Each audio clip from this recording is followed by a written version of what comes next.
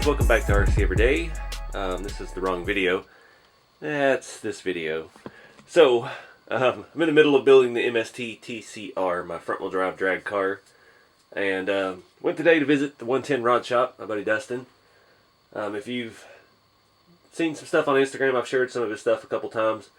He has done a lot of stuff with this CENracing F450. So I've had my hands on these trucks quite a bit, and I still wanted one. So I got one. He had a couple come in today, so I picked one up from him. They came from RC Mart.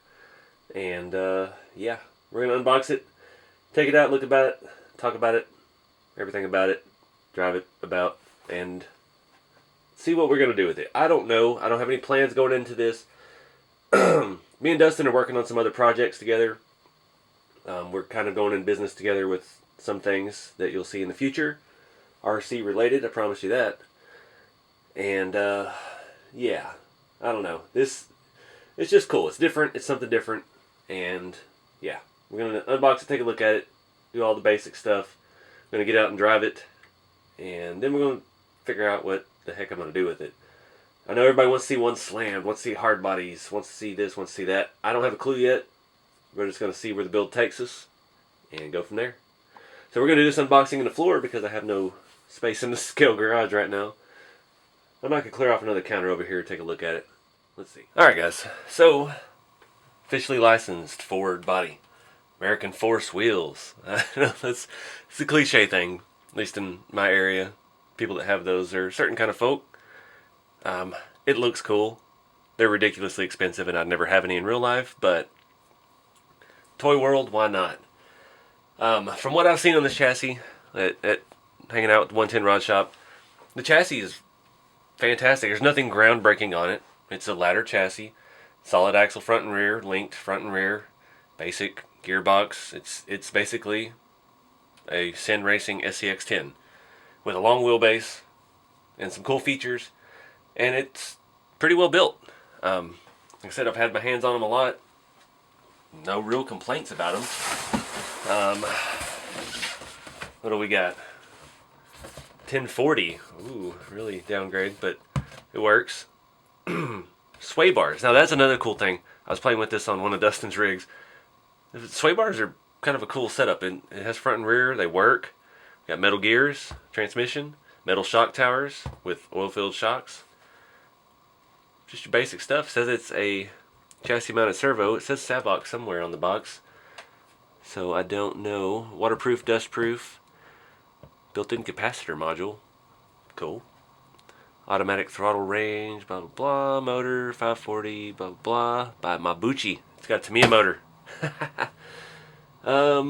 Savox is by servo, 12 kilograms. Yeah. Radio system. It's got the same radio system that my, what was that thing called? I sold it at UST. The little Jimny, whatever that was, I don't even remember. The only thing I don't like about this, the size, the scale, it's huge, it's awesome. It's lexan.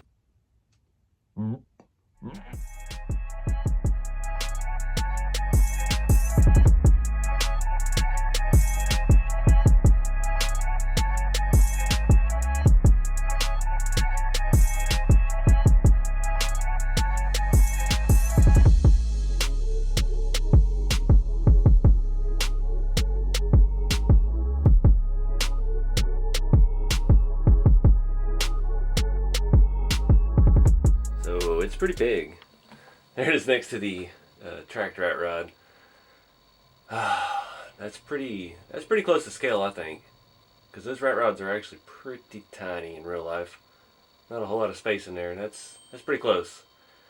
I wasn't a huge fan of the red wheels, but I wasn't a huge fan of the blue body, and I don't like dealing with lexan. Don't know if we're keeping lexan, but I got the gray one. So got red wheels. We'll deal with it one way or another. It's cool. The wheels are large. They're larger than most things available, and they would be fantastic on rat rods. And they are available separately now through CENracing. You can find them on some of the hobby retailers. So that may be an option for some things like our forgotten Peterbilt rat rod up there. that we did with Westmade that we could never find wheels and tires that would fit it right. Well, now we have, what are these? Where's my tape measure? The wheels are about 2 3/4. They're bigger than 2.2. We've got a little more rubber than most of the options that we have for 2.2 other than crawler tires. So that might be a very, very nice option for rat rod. But in the meantime, looks pretty good on here. So I think they nailed the stance. It's, I'd say a leveled stock truck with $8,000 wheels and tires. 450 is pretty expensive. Looking at a $100,000 truck. But the body's pretty legit for Lexan. We've got sticker windows, which is, yeah, I know, not fantastic, but sticker everything. That's where the 110 Rod Shop comes in. We're gonna, at least if we keep this body, we're gonna do some of his mods. He's got a printed grill and lights and blinkers and power steps and tail lights and roof lights and fender marker lights and every light, just about. Dude's crazy. Serious. That's why we get along so well. So that's why we're working together. But yeah, let's pull the body off this thing and take it. Before we go on, we got the booklet here with stickers. We got lots of CENracing stickers. We've got the giant American 4 stickers, which I hope no one in the world has ever put on. We've got our 4-way wrench, some Allen keys, and instructions for this and that. We've got our radio, which I said is the exact same one that came with my MST Jimny, however you say it. And it's decent. As far as RTR radios go, it's not the worst by any means. I liked it on the Jimny actually. The steering wheel's in a good spot so you can thumb steer, one hand do it. So, not a bad deal. It does take a whole army of AA batteries. Looks like 4. Not bad, Jimny. Not bad. Ew, body clips. Make them go away. Ow. Stupid things. Hard bodies for life. These little protections. So as you can see, the body is 2-piece. We have the bed separate, so if flatbeds are your thing, easy to do. It's all blacked out inside. It's very weird looking. Looks like it was brushed in. Huh. We've got lots of scale accessories with this body that come on it. And we got plastic mirrors, we got wipers, and well, maybe that's it. We got some scale accessories that come with this body. Wipers and mirrors. The mirrors are nice and chunky. They're not going to fall off with actual reflective plastic pieces that snap in. So that's cool. It kills me, the windows. I hate sticker windows. It's the most unscale thing anyone making a scale rig could ever do with scale. And yes, I said chunky. The chassis, not bad at all. We've got a very adjustable wheelbase situation here. Pretty much even holes all the way down. Front half, back half, separate, unboltable. You can move it, move the cross member that holds the 4-link, 3-link. Move them in and out depending on your wheelbase. No battery and no charger included with this, which I like. Thank you, CENracing, because that saves money on the cost of the kit. This was $3.99 free shipping from RC Mart. I don't need their stick packs. I don't use stick packs anymore. I don't need your wall charger. I have a box full of them. I'm going to throw in a 3-cell, hopefully. I got a Dean's connector, a T connector on there.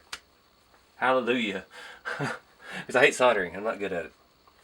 Lots of room for activities. We got all this extra space in the middle here. The receiver's tucked away in a little box. Big old battery tray for a big old giant 2-cell or massive 3, 4, 6-cell, whatever your heart desires. These sway bars are really interesting. Let me show you a close-up of that. So looking at the back end, you see this sway bar system. That was a massive undertaking on this for the cost-wise, from the cost perspective. You got a solid bar here, hinged, links, extra hardware, and it actually, you can see it bending that one up when I'm lifting this one. That's pretty neat. The shocks look like, what are they, 80 millimeter, 90 millimeter maybe? Metal shock towers. That's cool. I like it. Nice, they got strength where they need it, plastic where they don't. We've got a pretty solid plastic rear bumper mount hitch deal. Kind of factory looking, which is neat. It'd be cool if we had a factory bumper that bolted onto it, as opposed to the lexan. Nah. Up front we've got the same sway bar action going on. We've got more styrofoam from packing. We've got a foam bumper, so you know, a little bit of protection. Same oil-filled little shocks, and this unmarked, weird-sounding Savox servo. I don't know if I buy that. It feels pretty cheap, but we'll see how it actually works. You know, you never know. Yeah. Up in the middle, we have a transmission. It is a transmission. There's not much you can say about it. It's old SCX 10-1-ish. One-ish. Different motor straight across from the other side, not up at an angle. Does say metal gears.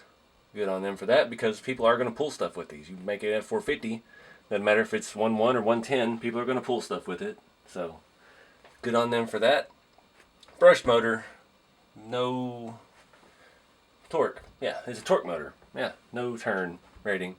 If I had to guess, and I haven't driven one yet, but I would guess by the feel and the way the end looks that it's probably just a standard 27 turn Mabuchi, however you say it, can motor with a CENracing sticker on it. But again, ready to run truck. You're not going to get the highest quality of stuff. And at the price point this comes in, not disappointed. So let's flip it over and look at the bottom. Up front, we've got plastic axle housings. Little teeny tiny skinny drive shafts, but metal. We got metal. We got metal. There are some metal parts on it. The frame rails are metal. You know, these drive shafts, that's what everything used to have. Didn't have to have fancy CVD, fancy giant things. These little skinny shafts with dog bone ends. It works. It's not too loose in there. That sway bar keeps the axle from actually pivoting. So if you're looking for a crawler out of this, you're going to have to disconnect that sway bar, because it does actually function. You get way more out of the front, but I'm just pushing this side down and I'm getting barely any lean to the side. So it's set up for a tow rig, which is cool. So we have a 3-link and a panhard. That servo sounds cringy. Another neat little feature. You've got a receiver hitch on the front hanging down below the bumper foam, made into the front cross member. If I had to fancy a guess, it looks like the same kind of mount, probably the exact same mount in the back as in the back. You got the bumper mounting plates, but they have a foam piece over it. It's kind of cool. Neat way to save some money when you're making your kit. And you know, a lot of people put receiver hitches on the front of their truck if they have trailers and they're hauling and they got to back them into stuff. Hook it up to the front, drive it in forward. So we've got a neat diamond plate pattern on the bottom of the transmission, or the electronics area. We have that same thing back here on this dead space in the middle. Again, room for activities. I know some of 110 Rod Shop's power steps that he has, like your amp steps, lower down when you unlock the door. He has servos that mount up there and do stuff. And yeah, nice long suspension arms. Again, you're not going to get a whole lot of movement out of it as it's set up with that sway bar. But really nice looking chassis, honestly. For the money, ready to run. So far, this thing's a win all around. And I haven't even driven it yet. Did need to correct myself. It is not a 4-link rear and a 3-link front. It is a 3-link and a 3-link. We actually have a panhard here in the back. Let me show you this axle housing. I'm sorry, that's a pretty good looking axle. It's pretty scale. Not a bad piece at all. See that thing working? See if we try to push one side and the other side does come down. The sway bar actually works. This is like a very well engineered, well thought out suspension design. Again, not going to be a great crawler out of the box. If that's what you're looking for, this might not be for you. Looking for something to tow a custom made trailer with all of your custom RC cars, drift cars, rat rods, whatever, then it might be up your alley. So let's flip back over and look at this body again. Alright guys, so not the worst looking truck ever made. Unfortunately, it's lexan, but we're gonna make the best of it. So for now, I'm gonna look through the book and make sure I can run a lipo on this little 1040, which I have not seen anywhere that I can, so hopefully we can. And we can get this thing out and have a little fun with it, see what it can do. And you never know, we might see what other bodies fit on this chassis, because it's massive. We might could fit anything on it. The world is our oyster. They glued the wheels. Can't take them off and paint them. Alright, so according to the instructions, the ESC has come already set up for LiPo. It says 2 or 3 cell. I've got my brand new Helios 3700 3 cell 45C. Big boy. I have not run yet, but I did fully charge it. And looking forward to trying it out. I like my Helios batteries. Reach through my deadest batteries in the receiver, the radio. You know the thing. We got power.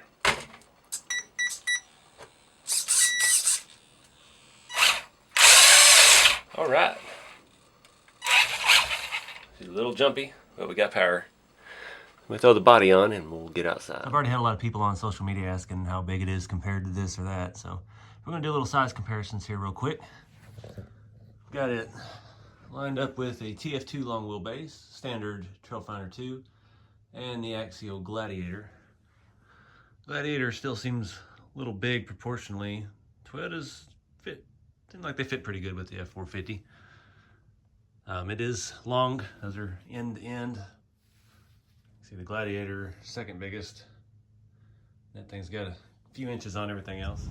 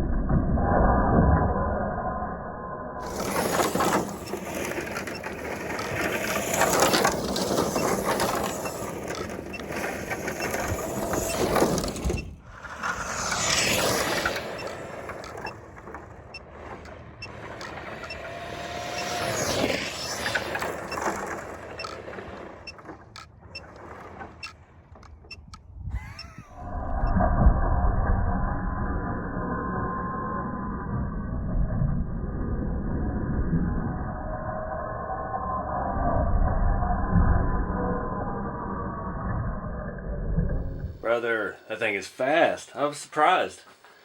Man, okay. So, unlock diffs, which kind of helped it, because it is pretty quick. No issues with the steering. That servo looks and sounds cheap, but it works. And it wasn't glitchy or whiny the whole time. So, not bad. Not bad at all. Some high-speed turns in the gravel, it ended up on its side and it landed. It stayed on the tires. Did not flip over on the body. Dude, I don't know what to do with this thing. It's a hoot. I'm pretty excited about it. This is a pretty good truck for $400. You can just use your own battery, your own charger. You don't get junk you don't need. If you don't have any other rigs, then yeah, it's a little more expensive. But as far as RTRs go, it's a lot of fun. I'm sure there's a way to lock the diffs. There's always a way to do that. And yeah, other than the body sounding like a trash can lid getting dragged down the road, just rattling around, which we can fix that with some little rubber pieces on the underside, fill in that gap a little bit. It's the only complaint I've got. So, no clue what I'm going to do with this thing. I mean, we could leave it like it is. We could throw some 1.7s with some actual road tires on it, make a trailer, haul some stuff. What I would really like to do is to go full hard body. Keep a full truck, full bed, everything. Hard body, and maybe do some cool stuff with it. I don't know. I do have some Pro Air RC stuff sitting around. And you know, I mentioned earlier in the video, at some point, once 110 Rod Shop gets caught up on customer orders, we'll probably do his 3D printed array of accessories for this thing. You know me, I would love to see it lay in rocker, but that's not really going to be possible on this chassis. You'd have to do independent front suspension, and you'd have to drastically narrow the rear chassis and axle. Even if you went with a different wheel, you'd still have to narrow it quite a bit. So I don't know. These are things that we've been talking about, and yeah, comment below what y'all want to see done with it. What'd you think about it? They've been out for a little while. You know, everybody's finally been getting them in and getting them in stock places. I like it. I had no regrets, no regrets. $400 well spent, in my opinion. And yeah, can't wait to do some more stuff with it. Did want to show my fix for the rattling sound. This is RC four-wheel drive packaging foam. Comes with the axles. I'm just going to cut some squares of this, and we'll stick it over the body mounts. Poke a hole in them. Make us some little bushings. Just going to stab a screwdriver through it. Shove it over that. Hopefully this isn't too thick. Shouldn't be. I've used this on that red drift car over there. There we go. That helps some. Still a little bit of noise. Got a little flex between the cab and the body, but it's a Ford.